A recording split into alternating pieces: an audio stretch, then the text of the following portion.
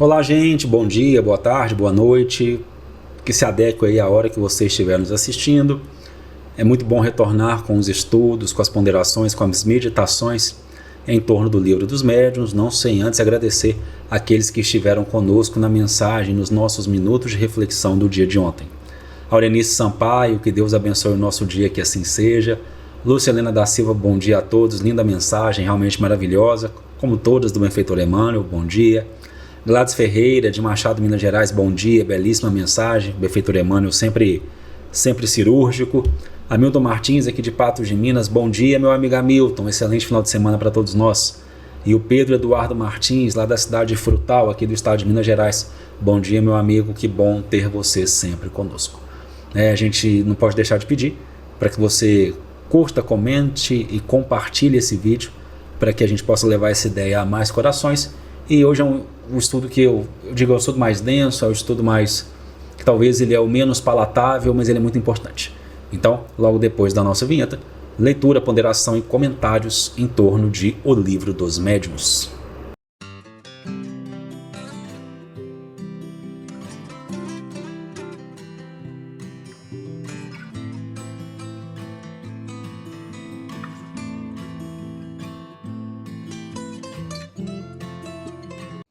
Pois bem, meus amigos, continuando as nossas análises em torno de O Livro dos Médiuns, lembrando, estamos aqui na primeira parte, nas locuções preliminares, no capítulo de número 1, intitulado A Espíritos.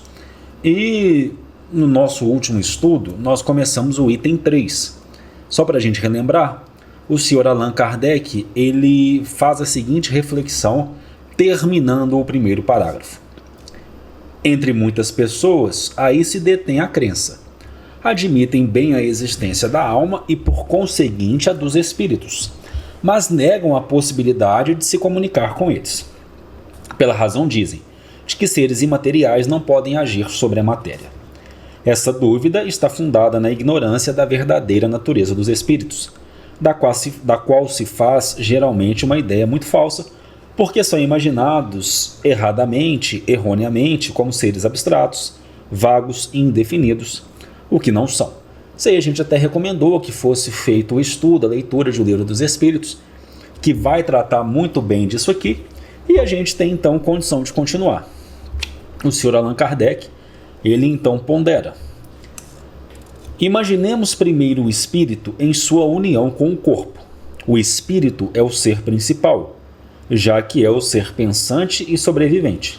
O corpo, pois, não é senão um acessório do espírito, um envoltório, uma veste que ele deixa quando está estragada. Isso vai ao encontro de quando nós afirmamos: nós somos seres espirituais atravessando uma existência material. Essa é a nossa verdadeira destinação. Somos seres espirituais atravessando uma existência material. Mas se a gente tem o espírito como ser principal, o ser pensante, o ser sobrevivente, e o corpo como um acessório do espírito, não teríamos talvez um meio de ligação entre espírito e corpo? E aí continua o Sr. Allan Kardec. Além desse envoltório material, o espírito tem um segundo, semimaterial, que o une ao primeiro. Na morte, o espírito se despoja deste, mas não do segundo, ao qual damos o nome de perispírito. Então, perispírito, um envoltório semimaterial que conecta, vamos dizer assim, que une o espírito à matéria, o espírito ao corpo. O espírito se despoja do corpo, mas não se despoja do perispírito no momento da morte, do fenecimento da matéria. Esse envoltório semimaterial, lembrando que esse envoltório semimaterial, essa matéria é retirada da matéria quintessenciada presente no globo, a gente já viu isso lá no Livro dos Espíritos. Esse envoltório semimaterial, que afeta a forma humana, constitui para ele um corpo fluídico, vaporoso, mas que, por nos ser invisível em seu estado normal, não deixa de possuir algumas das propriedades da matéria.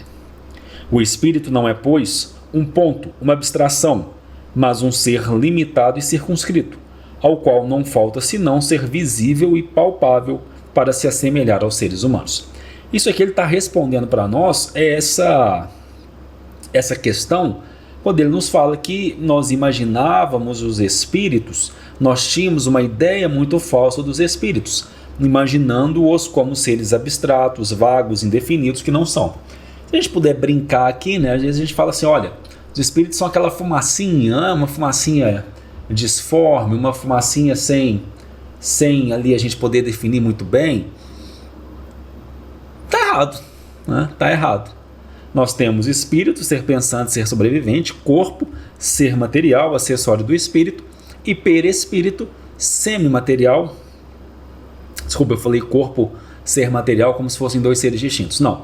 Corpo, acessório do espírito, envoltório, uma veste, e o elemento semimaterial, que é o perispírito, que liga espírito até a matéria. E ele vai fazer alguns questionamentos para tentar responder. Por que, pois, não agiria sobre a matéria? Por que o espírito não agiria sobre a matéria? Porque seu corpo é fluídico? Mas não é entre os fluidos, os mais rarefeitos, aqueles que se consideram como imponderáveis, a eletricidade, por exemplo, que o homem acha os seus mais poderosos motores? É que a luz imponderável não exerce uma ação química sobre a matéria ponderável?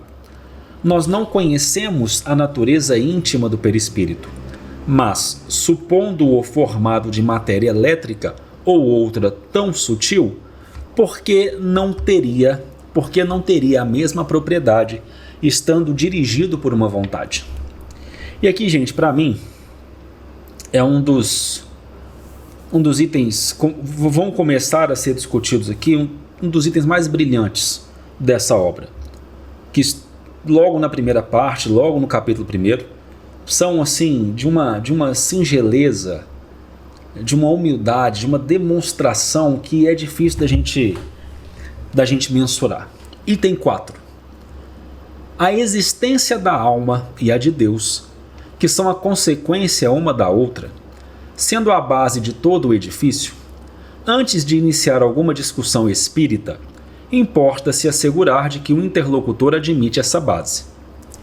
Então, se você vai conversar com alguém, porque às vezes nós vamos pegar o termo discutir e vamos pensar em briga. Não, se você vai dialogar com alguém em bases espíritas, você precisa responder, ou você precisa que o interlocutor responda, isso aqui ajuda a gente demais, responda afirmativamente a esses 3 questionamentos. Credes em Deus? Credes ter uma alma? Credes na sobrevivência da alma após a morte?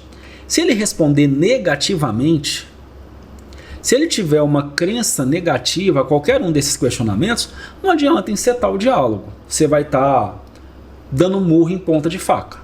Então, credes em Deus? Sim. Credes ter uma alma? Sim. Credes na sobrevivência da alma após a morte? Sim. Você consegue dialogar.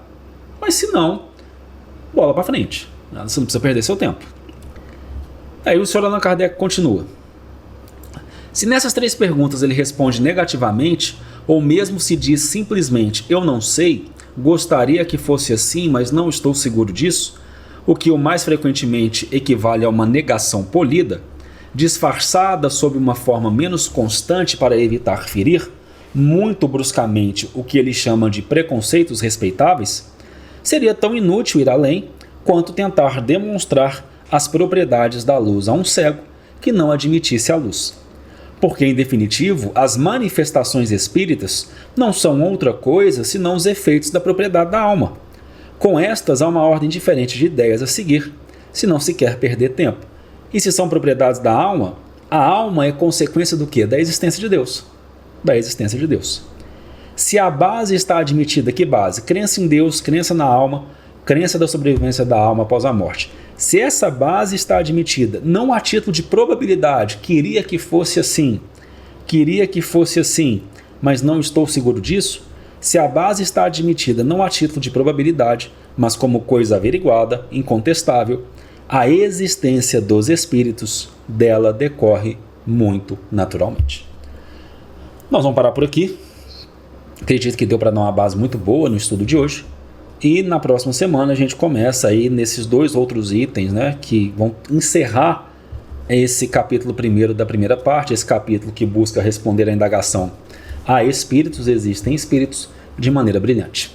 Se você gostou, esse estudo é um pouco mais denso, mas um pouco mais pesado, mas se você gostou, não esqueça de curtir, de comentar, de compartilhar, de auxiliar ao crescimento desse canal, e até o nosso próximo encontro. Nunca se esqueça disso, por favor.